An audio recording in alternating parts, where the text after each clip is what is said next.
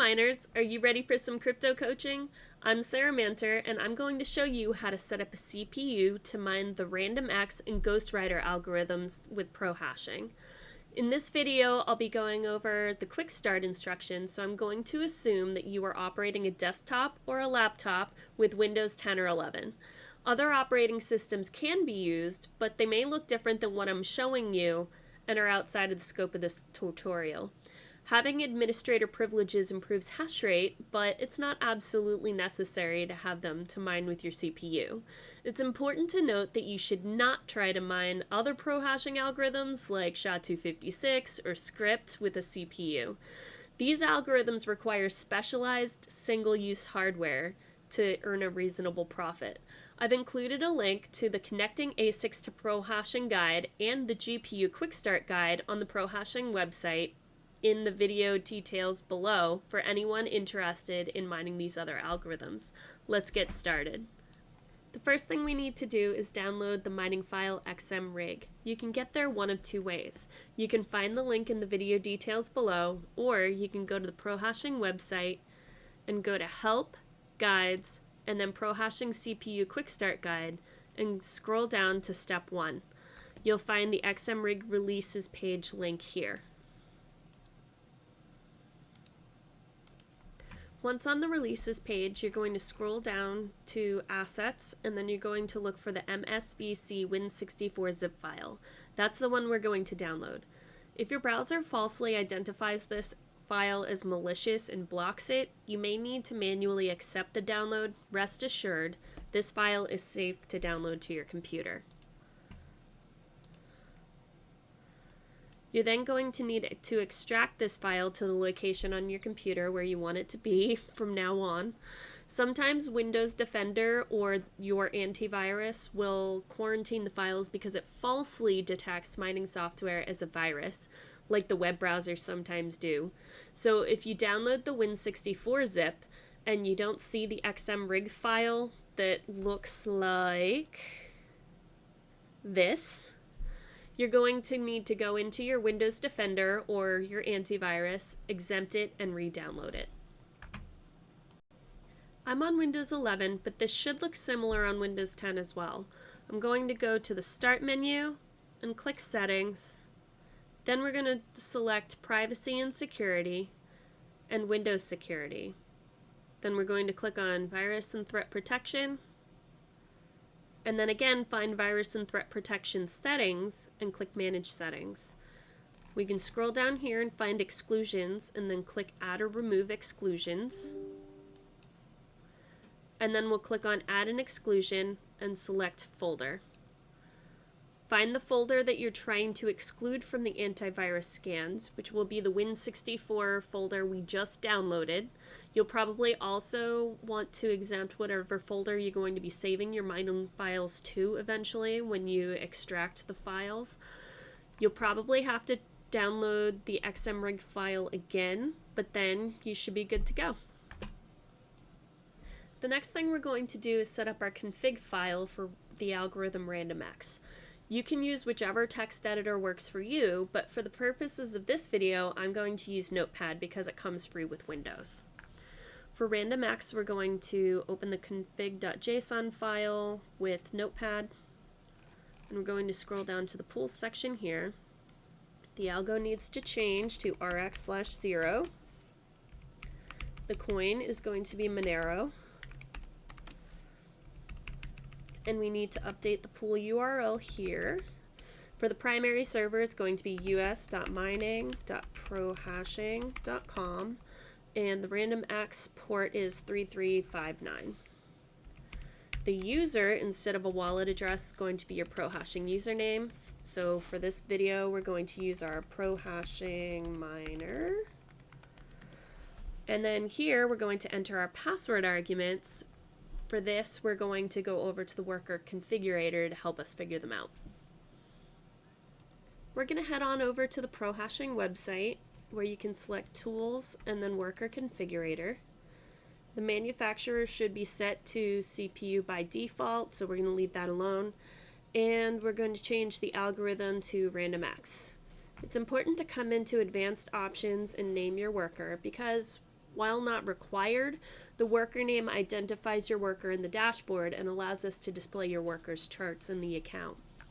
Another thing we can do is come down to track electricity, and if you've calculated your electricity cost by using your electricity bill, you can track your wattage and electricity cost, which can help you estimate your daily profit.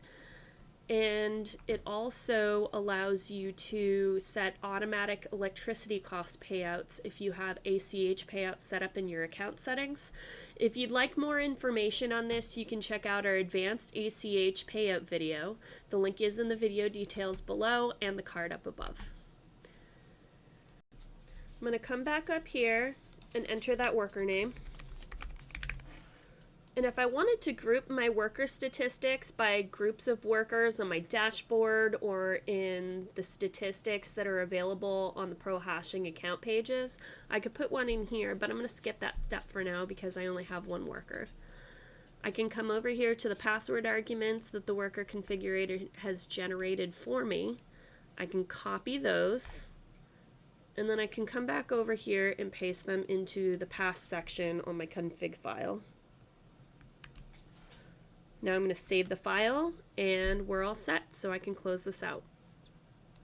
To start mining, we can go back over to the Windows File Explorer and double click on the xmrig.exe file, or if we have administrator privileges and would like to increase our hash rate, we can right click on the file and click Run as Administrator instead.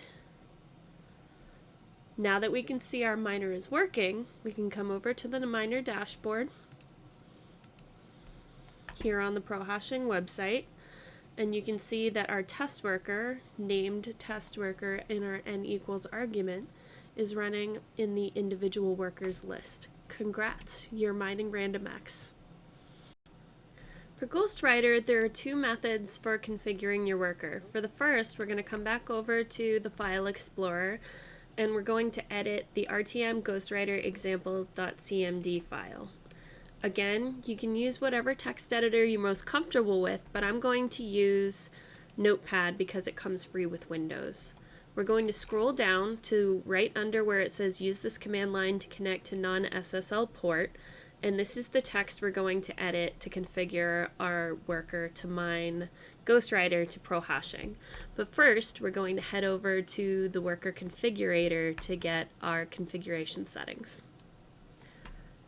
On the worker configurator, we're going to check that the manufacturer is set to CPU again, and then we're going to change the algorithm to GhostRider this time. Again, we know that it's important to set a worker name because while not required, it does identify your worker in the dashboard and it allows us to display your worker's charts in your account. So I'm going to set it again as test worker. And again, if you want to group your workers so that you can see them grouped in statistics or on your dashboard, you could do a group name here, but I'm going to skip that step. Again, we can also track our electricity on GhostRider by putting in our wattage and calculating our electricity cost off our electricity bill if we want to be able to see the stats on our electricity cost or use the USD ACH automatic electricity payouts, but we're going to skip that step for now. Now we can come over to the GhostRider worker configuration and we can see our connection URL as well as our password arguments, which we can copy and then head back over to our config file to put those in. Back in our config file, we're going to look for the O, which is going to change to our Prohashing mining URL, which is us.mining.prohashing.com for the primary server, and port 3362 for GhostRider. The U is going to be, instead of a wallet address, your Prohashing username, so I'm going to put in our Prohashing test user.